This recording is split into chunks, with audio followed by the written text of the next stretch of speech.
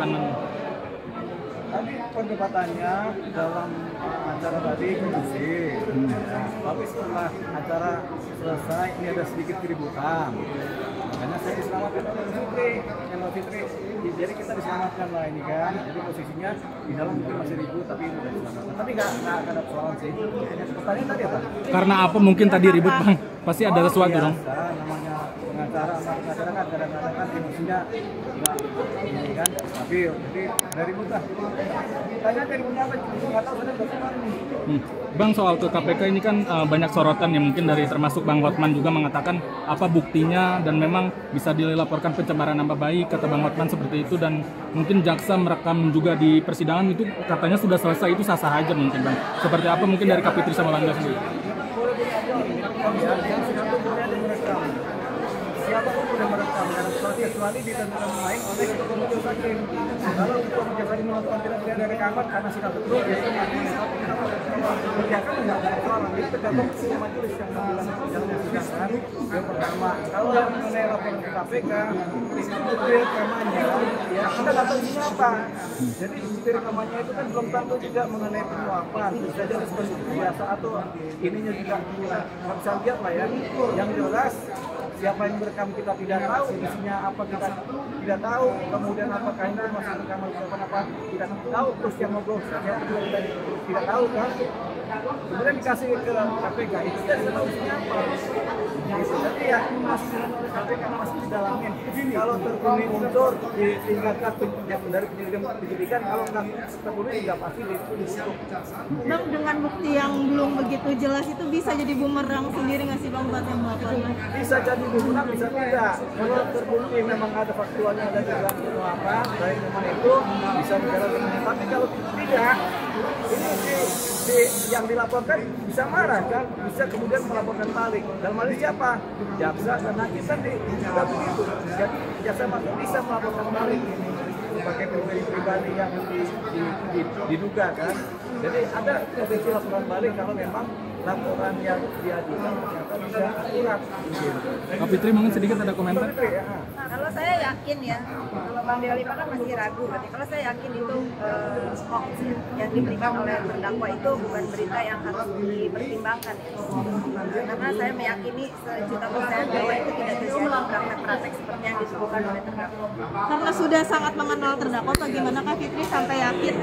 Apa karena sudah sangat mengenal terdakwa, apa gimana bisa sampai yakin? Dulu saya mengenal, sekarang saya tidak mengenal. Saya tidak tahu jadi kenapa dia jadi seperti sekarang. Nah ini kan ada yang mengatakan kalau lebih baik dari Bang Hotman sendiri mengatakan kalau fokus permasalahan dibandingkan adanya keributan yang mungkin itu betul. Sebetulnya kalau pendapat saya ya, yang tidak mengerti hukum nih, yang dia punya itu sekarang adalah yang dia punya itu cuma harus kelakuan baik, bersikap sopan dan mengikuti perjalanan sidang ini dengan baik.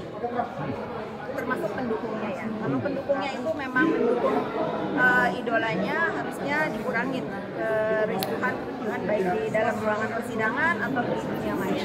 Bisa jadi nggak sih Kak Fitri itu upaya dari terdakwa untuk mengaburkan hukumnya yang utama gitu? Semua bisa terjadi.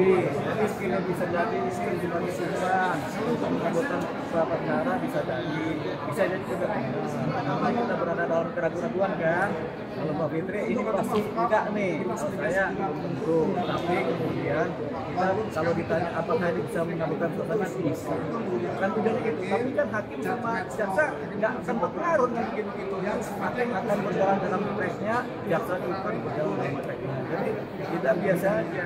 Ini semua dinamika dalam persidangan di mana terdakwa kemudian memakai segala jurus itu segala jurus yang memungkinkan untuk mendapatkan penyelamatan dari posisi terdakwa ini yang di sidang ini kan. Tapi tidak apa-apa itu juga memang haknya terdakwa, boleh aja. Cuman yang harus hati-hati kalau memang ternyata laporan itu bisa berdasar itu tadi karena ada potensi menjadi dilaporkan balik. Jadi bertambah soalnya. Itu akan memperberat gak sih Bang Niki sendiri untuk Secara memperberat itu adalah perilaku di sidang. Namun kita berperilaku baik kan sopan santun ukurannya. Kalau perilakunya kemudian membuat gaduh atau ribut atau malam patut diduga melecehkan diberikan, ya tentunya akan memperberat. Karena memperberat itu diperhitungkan sebagai suatu poin. Dalam putusan nanti ada atau dalam tuntutan kan yang memperberat apa, yang meringankan apa, gitu. Nah, yang memperberat misalnya tidak sopan selama sidang, nah itu akhirnya hukumannya diperberat ya. Jadi kodenya seperti itu. Kak Fitri, mungkin soal mau melaporkan Bang Sembiring Niki ke KPK lapor balik itu benar gak sih ya? Adanya kabar itu? Saya kurang tahu ya, karena ini kan baru kejadian ya dilaporkan. Saya melihat dari posisi lawyernya pelapor ini, mereka lebih fokus kepada fakta persidangan dan jalannya persidangan. Mungkin saat ini belum mau meladeni atau bereaksi atas ulah-ulah dari terdakwa.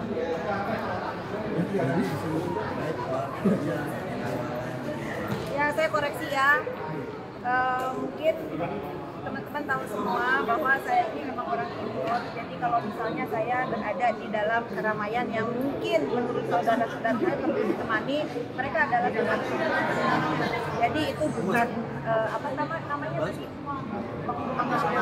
bodyguard atau apa, nggak ada ya. Itu biasa di orang Maluku itu. Saya berada di ibu kota di Jakarta, mereka menganggapnya saya ini saudara perempuan. Jadi kalau memang merasa oh ini ada saudara perempuannya lagi di keramaian nih, ternyata takut ada kejadian misalnya keributan dan apa, dan itu tidak sama sekali menemani Bang Sembiring ya. Mereka semua adalah menemani. Ini kalau persoalan. Soal dibilang content of court kata Bang Sembiring. Coba Bang. Tadi kan udah dijelaskan di dalam. Iya kan? Konten of court itu sebetulnya belum diatur oleh kita, oleh undang-undang belum ada. Dua profesor juga menyatakan demikian, memang belum ada undang-undang mengenai konten of court. Yang ada adalah pasal-pasal di KUHP.